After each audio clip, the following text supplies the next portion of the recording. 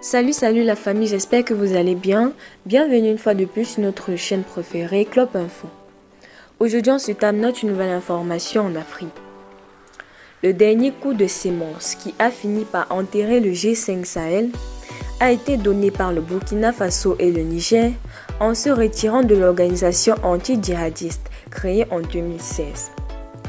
Le retrait de ces deux pays vient compléter à 3 sur 5 les pays qui l'ont quitté sous prétexte qu'elle n'a pas été à la hauteur de l'espoir et de l'espérance que les États membres ont placé en elle. Donc, le G5 Sahel est mort, vive l'Alliance des États du Sahel, l'AES.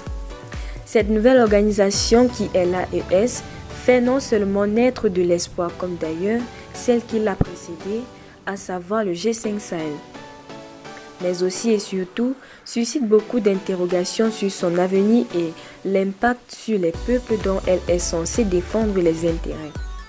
En effet, c'est en réponse aux sanctions infligées par la CEDEAO aux 3 États que l'AES a été portée sur les fonds baptismaux pour non seulement défendre les intérêts des pays membres de détresse, mais aussi minimiser l'embargo de la CEDEAO par la solidarité accrue, tant sur le plan sécuritaire que financier.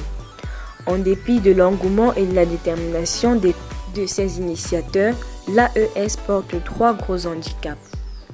Si incontestablement, les 3 pays de l'AES ont établi une chaîne de solidarité entre eux afin de juguler la crise sécuritaire sur leur espace, il n'en demeure pas moins que le nouveau bébé porte des handicaps certains. Le premier handicap serait des conditions de création de l'AES, celle d'une rupture des alliances de la CEDEAO, l'Union africaine et d'une partie de la communauté internationale incarnée par l'Occident.